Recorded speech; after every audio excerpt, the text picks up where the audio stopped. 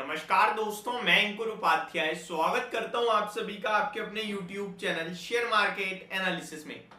यहां पे आप सभी के साथ बात करूंगा नायका के स्टॉक के बारे में। कल शेयर में 9% की तेजी देखने को मिली है और इसी के साथ स्टॉक का भाव 167.65 के लेवल्स पे आके खड़ा हो गया है।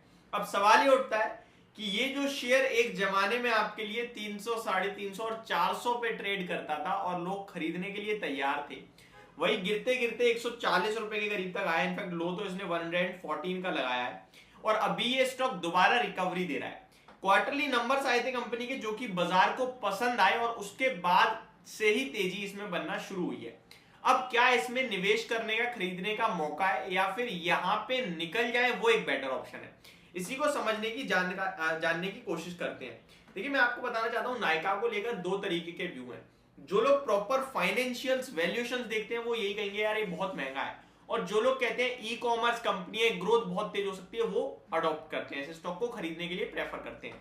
तो यहाँ पे डिसीजन लेना बहुत मुश्किल है और मैं भी दोनों ही चीजें आपके साथ शेयर करूंगा, पॉजिटिव और नेगेटिव दोनों चीजें, जिसके बाद आपको डिसीजन लेने में आसानी होगी। फॉर एन एग्जांपल, मैं नायका का शेयर लेना चाहता हूं तो मैं आपके सामने, मेरे सामने कोई दोनों चीज बता दे, भैया ये अच्छी है ये खराब है, तो मेरे को समझ में आ जाएगा लेना चाहिए या नहीं लेना चाहिए।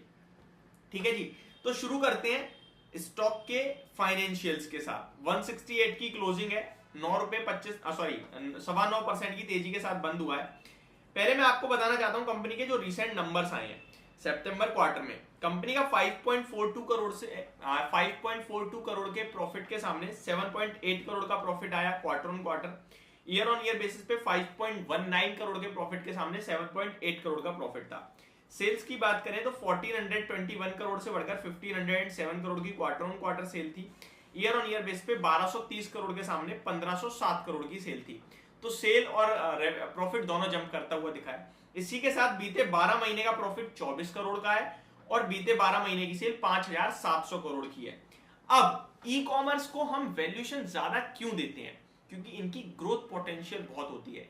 ई कॉमर्स एक ऐसा धंधा है जो ऑनलाइन चल रहा है आपके लिए, जहां पे ग्रोथ के चांसेस बहुत ज्यादा होते हैं, बहुत हाई लेवल की ग्रोथ होती है। कोई एसेट मॉडल नहीं होता है। एसेट इन द मीन, अगर मेरी सीमेंट की फैक्ट्री है तो मेरे पास लैंड होगा, मशीन्स होंगी, ये सारे मेरे एसेट हो गए जिनको बेचकर भी मेरे पास पैसा आ सकता है। लेकिन मैं जोमेटो की बात करूं तो इसका क्या एसेट है? कुछ एसेट नहीं है। मैं अगर नायका की बात करूं तो इसके पास भी कोई खास एसेट है नहीं। तो मेन यही होता है कि एक एसेट और ई कॉमर्स बिजनेस दोनों अलग अलग है। मार्केट ई कॉमर्स को ज्यादा वैल्यू इसलिए देता है क्योंकि इन लोगों का एडवर्टीजमेंट पे ही मेन खर्चा होता है और उसी के द्वारा इनका रेवेन्यू बहुत तेज बढ़ सकता है। ये मेन चीजें होती हैं। अब मैं आपके साथ शेयर कर चुका हूं अभी ऑलमोस्ट आधी चीजें। जैसा कि मैंने बोला, कंपनी का बीते 12 महीने का 24 करोड़ का मुनाफा है। ठीक है जी। अब कंपनी के आपको पता है मार्केट कैप क्या है? मार्केट कैप है 48,000 करोड़ का। जो कंपनी 12 महीने में 24 करोड़ का मुनाफा बना रही है, उसका मार्केट कैप 48,000 करोड़ का है। ये कहां से कहां तक जायज चीज है? नॉर्मली 10 टाइम्स का मार्केट कैप हो जाता है, 20 टाइम्स का हो जाता है। ये तो अनबिलीवेबल हो गया ना। इसकी बुक वैल्यू 4.88 की है, 4.88 की, और शेयर का ट्रेड कर रहा है 168 रुपीज पे, जिसके हिसाब से 35 की बुक वैल्यू पे है, या प्राइस टू बुक वैल्यू पे ट्रेड कर रहा है। तो महंगा, बहुत ज्यादा महंगा है, थोड़ा बहुत नहीं, बहुत महंगा है। अब इस भाव पे लेना चाहिए नहीं लेना चाहिए? लोग ये कहेंगे पीयर कंपैरिजन अगर आप करोगे तो वो जल्दी से मिलेगा नहीं, और इस कंपनी का खुद का पीई रेशियो देखोगे बीते 5 साल का तो आपको दिखेगा ठीक है, लेकिन मेरे को फिर भी महंगा दिख रहा है। आपने देखा 1500 करोड़ की टोटल सेल है कंपनी की, और कंपनी का मार्केट कैप 45,000 करोड़ का है। तो ये सारी चीजें नेगेटिव है। पॉजिटिव क्या है? पॉजिटिव ये है कि कंपनी प्रॉफिट में है, और ई कॉमर्स कंपनियां जो प्रॉफिट में उनको मार्केट वैल्यूएशन दे रहा है। पीई रेशियो देखेंगे तो 2400 के पीई पे मिलेगी ये कंपनी आपको।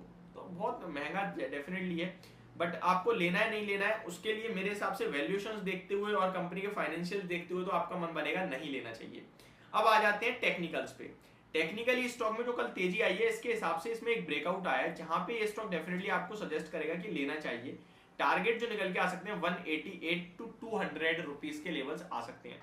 स्टॉक में बड़ी तेजी जब बनेगी जब ये स्टॉक 232-33 रुपए का लेवल ब्रेक करेगा, तो 300 रुपए तक जाने की दम रखता है, और यहां से ये स्टॉक 200 रुपए तक पहुंचने की दम रखता है। तो स्टॉक में दो पड़ाव है इस समय मेरे हिसाब से। पहला 200 रुपए तक का है, जहां तक जाता हुआ दिख रहा है टेक्निकल टर्म्स पे, उसके बाद 200 से लेकर 235 एक ऐसी रेंज है जहां बहुत क्रिटिकल होगी, ये भी कह सकते हो आप 235 तक भी चला जाए तो कोई बड़ी बात नहीं है, लेकिन 235 पार करना मुश्किल है क्योंकि वहीं से स्टॉक में शार्प फॉल आना शुरू हुआ था।